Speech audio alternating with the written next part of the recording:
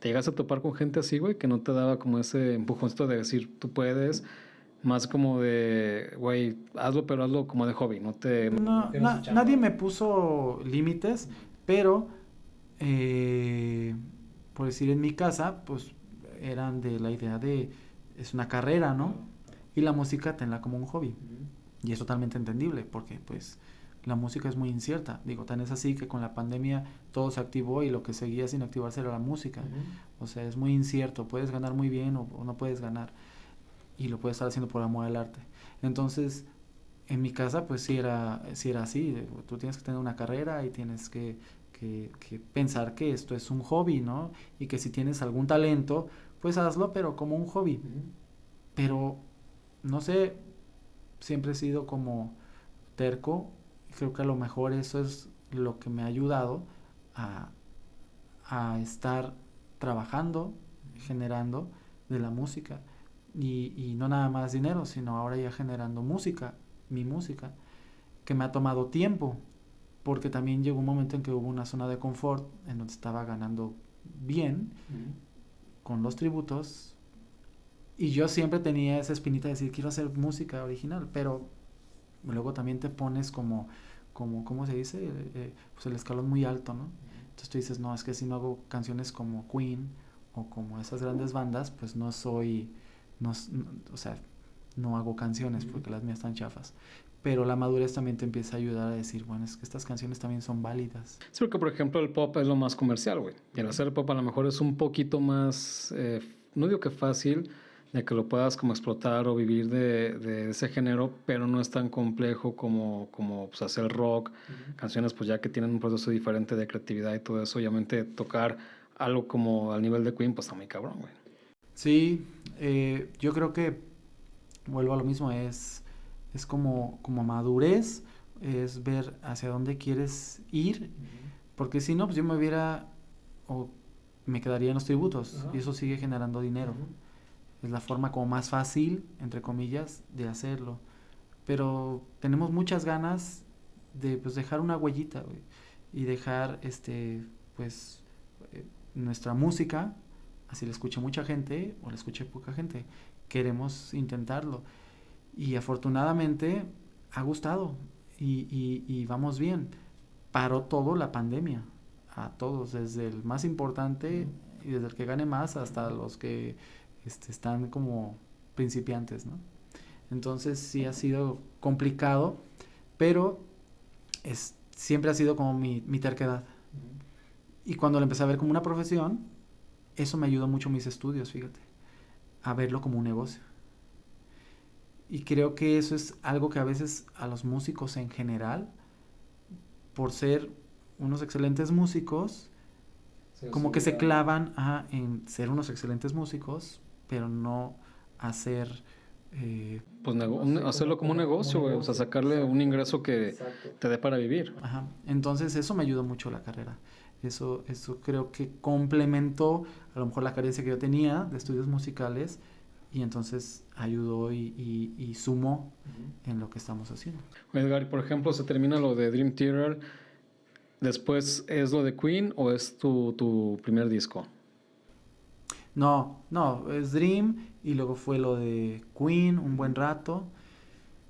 Y a la par yo también, otro de mis grandes ídolos es José José. Entonces también me decían, es que las baladas, cantas bonito las baladas en español y ese rollo. Y entonces, como en el 2007, 2008, grabé un disco que era covers en español con arreglos tipo Big Band o arreglos en bossa. Y entonces empecé con ese disco. Lo toqué muy poco. Lo presentamos en el Fórum Cultural, de hecho. Estuvo muy padre la presentación de ese disco. ¿Quién te Pero produjo ese disco? Gabriel Hernández es también un gran músico de aquí de León y él tenía su estudio de grabación. Bueno, creo que todavía lo tiene, pero lo tiene ya en otro lugar. Y él tocó la guitarra y él me produjo ese disco. Cuando tocaste o grabaste tu primer disco, ¿fue tu primera experiencia en un estudio? Pues de hecho es el primer, sí, o sea, el primer disco y el único que he tenido. Sí, porque ahora tienes ya los singles que ya Sí, ahora estos sí son míos y son canciones, bueno, propias de la banda y de nosotros, en pero plataformas digitales. en plataformas digitales todavía no sale como como... Pues que en aquel tiempo todavía Spotify creo que todavía no existía, güey. Pues no sé. ¿Era disco o era disco? No sé, pero sí, todavía los CDs eran lo que rifaba, cabrón, ¿no? Entonces, todavía no estaba ni YouTube ni nada de ese pedo. Entonces hicimos el disco y a la gente también le gustó mucho cómo quedaron las canciones, pero yo seguía sintiendo que, no sé, que todavía no era yo, o sea, lo hice por un gusto de cantar canciones en español, algunas de José José, bueno, que cantó José José covers y otras de otros artistas, pero no, todavía no terminaba como de conectar al 100. Entonces como que dejé ese disco como estancado y pero me gustaba y se puso mucho de moda la Big Band, Ajá. que en ese entonces nació el auge de Michael Bublé, exacto, que fue el auge así como muy cabrón. Y entonces yo seguía así como entusiasmado de decir, oye, pero sí está chido también, ¿no? Ajá. Y, y empecé a hacer un tributo a José José, pero no con Big Band, sino así con músicos, Pequeño, o sea, ajá, bajo, sí, batería. sí, o sea, sí, no con arreglos de Big Band, sino con los arreglos normales de las canciones. Y entonces, de ahí, de también estar como insistiendo, trabajé con la Big Band Jazz de México. El tributo a José José después, ahí di como ese brinco y entonces pues me fui a conocer pues un montón de teatros. De la gira con la Big Band y todo eso. Algo que me llama mucho la atención de ti, güey, cuando platicamos de repente que nos llegamos a ver en alguna reunión, así que me platicabas de algún proyecto, por ejemplo, ese de José José, pero el cómo, güey, o sea, cómo es tu... está de moda Michael Bublé, la Big Band, ¿cómo piensas o cómo se da la idea, güey, de decir, pues déjame buscar a la Big Band de México? Y no de aquí de una banda de León, no, de México, güey. Es que, o sea, esa espinita se quedó desde el disco, porque como eran arreglos Big Band, Ajá. o sea, me gustaba, y te digo, estaba de moda Michael Bublé, ¿no? Ujú. Entonces, decía, se ve bien cabrón, se ve bien chido. Aparte, ese güey canta poca madre. Sí, claro.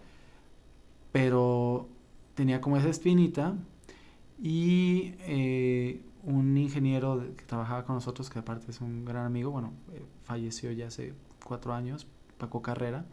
Él era ingeniero de José José y él conocía a Ernesto Ramos y a los de la Big Band Jazz de México. Ah, ok. Porque parte de los músicos de la Big Band eran músicos de José José. Ujú. Entonces Paquito me dice, güey, él sabía que yo era también súper fan de José José y que ya había hecho el tributo. Y no recuerdo cómo estuvo bien, pero yo me acuerdo que le dije, güey, pues a mí me gustaría empezar a conocer a José José. Y conocí a José José por él. Entonces él me llevó y fuimos O sea, a antes del Morelia. tributo, güey, no conocía. No, yo ya hacía el tributo, pero Ah, sin ok. la Big Band. Yo ya hacía el Ah, tributo ya. acá con mi banda de acá, Ajá. con músicos amigos de acá de León. Y entonces él me lleva me dice, pues vamos a Morelia, güey, porque ahí va a estar el próximo show de José y ahí voy a ir para allá. Entonces vámonos juntos. Y entonces nos fuimos y ahí lo conocí. Y en esa gira estaba José José, estaba Napoleón, Celso Piña, Chamín Correa, Carlos Cuevas. Eran como 5 o 6 cantantes más. Se llamaba José José y sus amigos. Y era un show donde cantaban todos al principio. Primero Celso Piña, Carlos Cuevas, Napoleón. Y al final ya salía José José y hacían todos un show. Entonces me llevó y conocí pues, a todos ellos. Conocí a José José. ¿Y cómo fue esa experiencia, güey, cuando lo conociste? Bien chida porque pues yo me fui de nalgas, güey, cuando lo vi en persona. Que lo tocaste, que... Todavía no lo tocaba, pero lo vi y me fui de nalgas, no lo podía creer, güey. Y como aparte el ingeniero, Paquito, estaba haciendo de ingeniero, pero arriba del escenario, o sea, como ingeniero de monitores. Ujú. Pero no nada más estaba haciendo monitores, estaba haciendo sala también. Ah, ok. Entonces desde ahí, entonces yo estaba aquí parado y José estaba así a Ujú.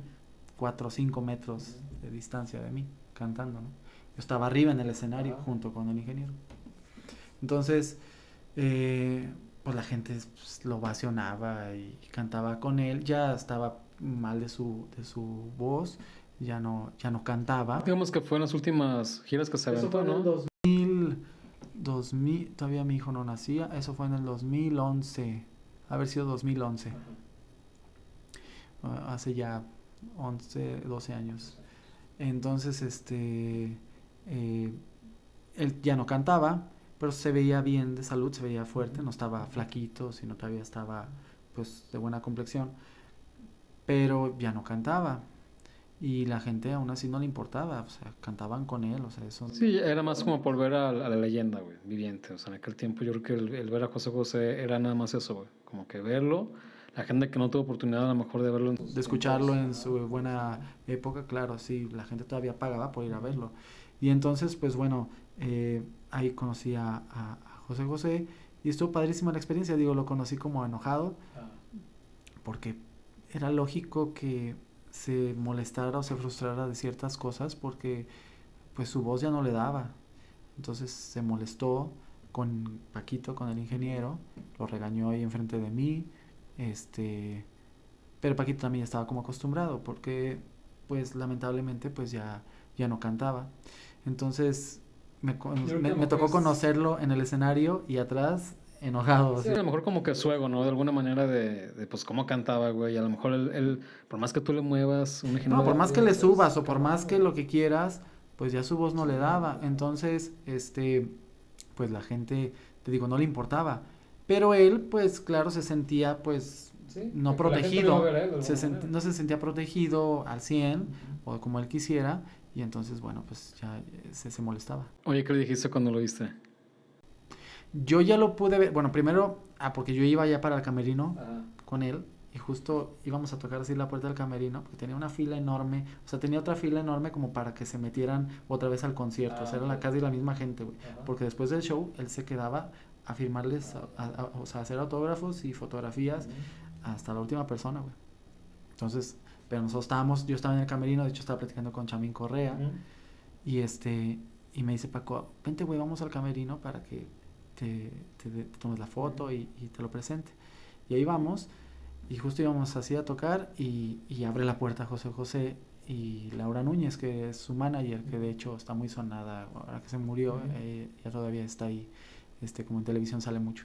Y entonces, no, pues la empiezan a regañar enfrente de mí por un error que hubo técnico, ¿no? Entonces, pues me tocó verlo molesto enfrente, entonces ya no me pudo presentar a José José, entonces me dijo, no, ya vente, güey. Entonces ya nos fuimos de ahí y ya regresamos al hotel y en el hotel al final, digo, perdón, ya se había acabado el show y que llegamos al hotel, estaban en el lobby, afuera había unas mesitas, Ajá. pero eso era como, no sé, las 1:30, 2 de la mañana, güey. Y estaba ahí Carlos Cuevas sentado con su hermano y estaba Chamín Correa y creo que es el Sopiña. Entonces me senté ahí con ellos en la mesa y con Paco. Y ellos estaban platicando de cómo había salido el show y todo ese rollo. Y yo escuchándolos, ¿no? Yo maravillado de tener a Chamín Correa aquí a un lado, güey. También es, O es sea, un guitarrista güey, o también. sea, pues trabajó. O sea, ¿con quién no trabajó ese señor, no? O Sí, sea, sí. el disco también que le ayudó a Luis Miguel, o sea, está una leyenda. Entonces lo tenía ahí a un lado y el señor, Es porque como que te aparte, pellizcabas, ¿no? Como que, güey, es en serio este porque pedo. aparte tenía un tema con él porque él conocía al que me dio clases de canto Ajá. un tiempo, que era Don Lalo, que fue vocalista de Los Dandies, Ah, ok. y Don Lalo, que era aquí de León, llegó a trabajar con Chamín Correa y lo conocía muy bien. Ujú. Entonces, Don Lalo había fallecido como un año antes, 2 años antes, Ujú. y entonces Don Lalo me había contado que él era amigo de Chamín Correa. Cuando conozco a Chamín Correa, le digo que soy de León y que me había dado clases Lucian. Era su nombre artístico que le puso Chamín Correa a Ujú. Don Lalo. No, ya. Entonces luego lo identificó. ¿Conoces a Lucian? Yo sí, fue mi maestro de León. Dice, ay, como que ya murió. Excelente voz. Y sí, una voz tipo Germain de Los Ángeles Negros. Potente. Mejor. O Mames. sea, bueno, murió cantando todavía Así, así, güey. bien. O sea, murió de 60 y algo. Y murió cantando todavía. Cantaba excelente el señor, güey. Entonces, pues ahí me quedé platicando con él de eso y Ujú. de pues, muchas otras cosas que pues la plática estaba como muy amena y el señor muy buena onda y ni me conocía, güey, o sea, no sabía qué onda. Y bueno, pues yo vengo con el ingeniero de audio, somos de León, pero pues yo quería estar en el show, güey. Entonces, súper padre. Y José José llega, ya ahí nos estuvimos, no sé, pues como 1 hora y media más Ujú. o menos, y eran como las 3 de la mañana, 4, y veo, pues, como dábamos a la calle, veo que llega un taxi. Un taxi, güey, no una limusina, no una camioneta, un taxi. Ujú. Y se baja José José con Laura Núñez y otra persona, güey. y se mete al lobby caminando y me dice, Paco, aquí es el momento, güey, si no, no vas a tener foto antes que se meta a su cuarto. Y ahí tengo la única foto que tengo con él, es ahí. Yo En salgo ese así, momento. yo salgo así ya todo cansado porque pues viajamos Ajá. y luego aviéntate, yo le ayudé ahí en lo del soundcheck, pues ayudarle a cargar cosas Ajá. y ya eran las 3 de la mañana y nosotros todavía ahí platicando, entonces la única foto que tengo con él, pues ya salgo así con la camisa así ya chueca y o sea, es la única foto que tengo con él, güey. Y salimos y atrás de hecho se ve el elevador, Ajá. que él, porque todavía que llegamos, que él llegó a esa hora al hotel, güey, todavía gente lo fue a seguir al hotel, güey. Entonces no nada más me dio foto a mí, güey, sino le dio foto como a otras 10 personas más, güey. Oh, el taxista que lo llevó, güey, Sí, iba sí, yo creo que claro, súper ¿no? cagado de... Claro, güey. Si no me tengo aquí a José José. Yo digo, a lo mejor no iba en un plan amigable o que le preguntara cosas, pero tan solo... No lo sé, Eso pero gusta. ya de tenerlo ahí en el taxi. Sí, güey. No, Y aparte, que llevó en un taxi, güey, o sea, tú te podrías imaginar que pues era él era la cabeza, mínimo en la un cabeza coche del cartel, güey. acá, ajá, Y todos los demás llegaron en sus camionetas, Sí, claro, claro. o sea, con los que yo estaba ahí ya habían Ajá. llegado antes con sus camionetas, güey. Ajá. Y él llegó en un taxi, güey. Ujú.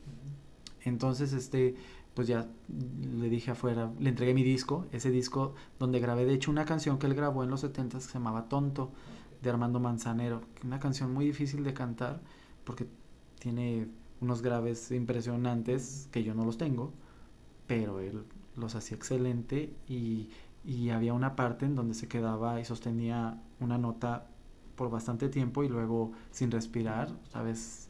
La tomaba. ¿Qué es lo que sacó José José, verdad? O sea, tiene Sí, esa súper capacidad artística. pulmonar muy cabrona. Entonces le dije, ay maestro, en este disco grabé la canción de Tonto de Armando Manzanero. Digo, hay otras más, pero que usted cantó, está esa. Me dijo, excelente canción no me acuerdo cómo se refirió al maestro Manzanero, pero se refirió de él de otra manera. Y entonces me dijo, lo voy a escuchar. Y me dio la mano, me tomé la foto con él. Y de hecho, la foto está bien padre porque me pone la mano aquí, así como en el corazón, ¿no?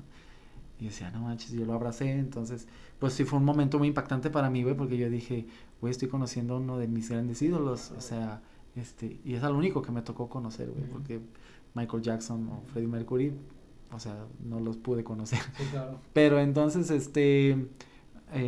estuvo bien padre esa anécdota. Y en ese tiempo tú ya hacías lo de José José el tributo. Sí, pero de una manera más pequeñita, güey, Ajá. aquí en León. Y lo había hecho como una o Pero dos estaba veces, fresco, güey. estaba fresco de Sí, alguna sí, sí. manera. O lo del disco, había tocado una o dos veces lo del Ujú. disco nada más.